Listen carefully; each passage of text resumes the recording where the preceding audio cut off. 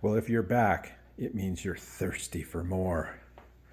Thirsty for more renovations and restorations. So here you are, 1980 YZ80. And this is another, kind of marginal carcass to begin with, but try and find one, Got a few good parts on it. I don't know anything about the motor yet. It almost looks like the cylinder has been done. In fact, it has, because it should have been black. But it's got some side covers. I might be able to restore the rear fender there, but it does have a very, very nice exhaust system, which really, really helps keep the cost down, because try to find a straight, pipe without a bunch of dents and holes in it. Now the cover might be a little difficult to find, but anyhow, it turns over and it's got the basis enough here to go with. So let's just start tagging and bagging. As the stuff starts coming off, you're going to notice pieces you need. And what I do is immediately start a list. And I reference the OEM part number and who I think I'm going to get it from as I go, as I pull it apart. Therefore, I can just keep moving. I did the ohm test on these two units here, and they check out, which is 99% or 90% of the time means they're good. But trying to take out this rotor, I need a special tool. So I ordered that, and I'm going to go ahead and I'm going to start disassembling the top end. And to do that, we're going to get the 4 bolts off. But I'm also going to get this Kickstarter off, get some of this nasty stuff out of here, the brake lever. So let's just keep tagging and bagging, but let's pull his head. And let's see. That looks pretty pristine. Oh, that's pretty cool. What do we got in here? Let's move it up and down a little.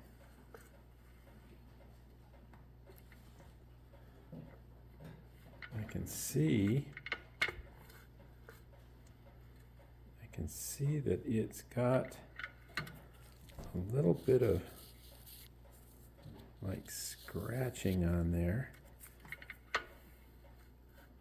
and I can't really get a read on the cylinder yet, so I'm going to pull this cylinder off. All right, well, that's off. And what I found, while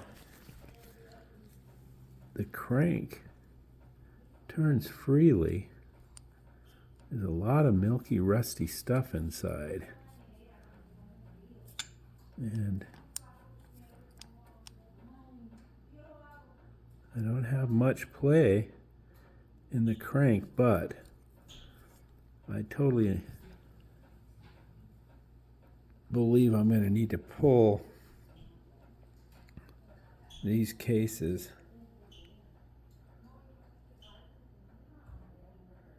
because that is some milky looking stuff. So the cylinder and the piston are the next to actually clean up and see what we've got. Just a little bit of cleaning here, and we've got the head looking pretty good. Definitely, I don't think there's anything wrong with the head. Now, the cylinder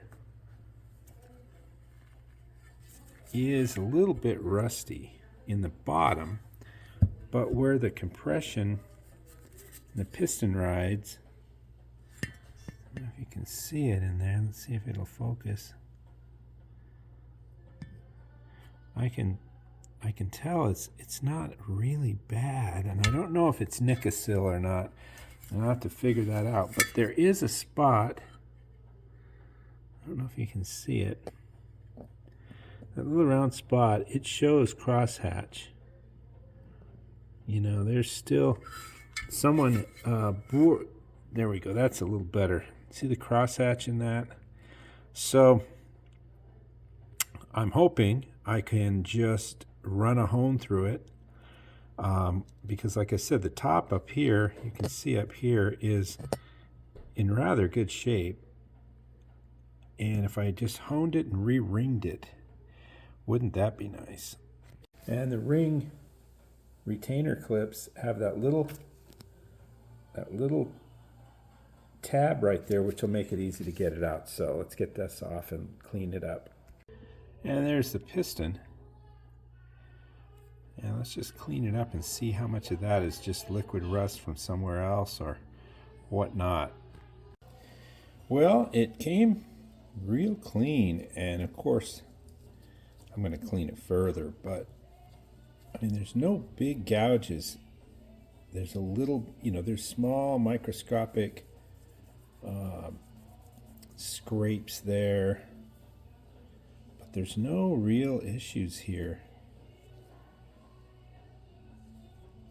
Now the rings, I mean, there's just no reason not to put new rings in it, but that is surprising.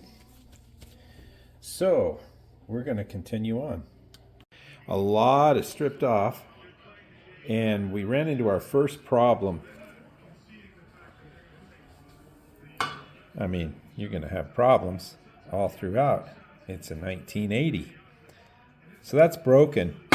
Now, when I was trying to remove this piece, I basically had to kind of tap it off, pound it off almost. And I found out why. We've got bent forks. I don't know if you can see it on the camera here, but let's see. Yeah, it's got a good bend right in here. See if I can get it to, yeah. So the tubes are shot. Who knows what else? So we'll get this steering stem off, and then also this fork tube came out of this. There's no screw in the bottom, but I think these are good. If they're not cracked, they're not really going to be an issue. So a lot of times I've got to replace these anyway because they get rusted around where the seals are. Sometimes I do and sometimes I don't. This XR75 I did not. I cleaned them up, and I just figured this is not going to be a rider. This is going to be a static display for somebody, although the motor's completely rebuilt. So sometimes I'll just clean up the front forks, put new seals in, and then if somebody wants to ride it, they can spend the money and get the front tubes replaced. And that is if the seals leak. And that's on this one. It's just there was just a small little pitting around where the seal is down in here. And I don't know, I think it would probably last a while before it actually started leaking. So let's just get this completely disassembled. Everything is kind of dismantled pretty much. I'm draining the motor, and I'm going to be waiting a little while for this removal tool for this little rotor. So I can't really tear that engine apart or order parts. So I'm going to go ahead and start on some plastics. I'm going to just do what I did before and see what I can come up with before I go ahead and order aftermarket. It would sure be nice to be able to save this stuff here because it's original. So I'll get to work on that. And just so you know, I used this on the plastic, and I was very careful to watch and see if it was, doing anything, eating the plastic. It did not. It took the paint off. So that's a little pro tip there for you. here it is after I got all the black off. I've sanded it. I started out with 150 and I'm down to like 220, but I'm using these little discs and they really do get down into the plastic. I've used it here to get, there's a sticker here. You can still see a little bit of a outline. It says Rip Curl on there. There's not much I'm going to be able to do about that. I think I'd have to go down too deep in the plastic.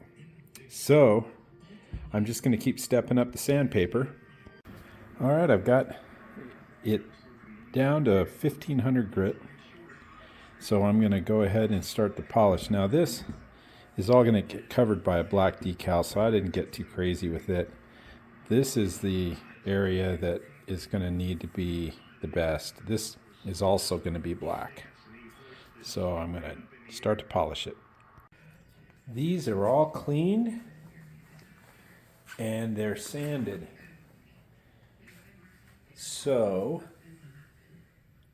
the next step is to start painting. Now I'm going to take this shock, I'm probably going to disassemble it. It looks really good, but disassembling it, I could make this look brand new. So I'm going to do that. And I'm going to order a bunch of parts, but first things first, let's get the frame down and get it painted. And if you're wondering how the plastics are coming, they're not. Let me see if I can get this to reflect. Maybe you can see there. Yeah. Where that sticker was, it's just dull. And I mean, I've polished and polished. I've got it to shine over here. And I don't know, maybe I'm particular, but no, I don't think so. You know, I think I might end up giving these to someone who knows how to restore them. But for now, I'm going to move on. I'm just going to continue getting everything else done, and I'll decide on this later. So we're all black. And looking good. So we're going to have probably the end of this segment is coming real soon because the time and everything is getting long on the first video. So we're probably just going to cut it right here and pick it back up on the next video. But Chico is in disgrace. He has been put on administrative leave. Yeah, there you go. Yeah. Now talk to everybody out there, okay? What did you do? Misappropriation of funds. We went and bought a toy. Oh, look at him look away. We bought a toy and we bought some treats using the company checkbook. Okay, so you're on administrative leave until the investigation is done. And then we'll probably maybe have you back for the second segment of the YZ80. Right? Okay. You know what you did.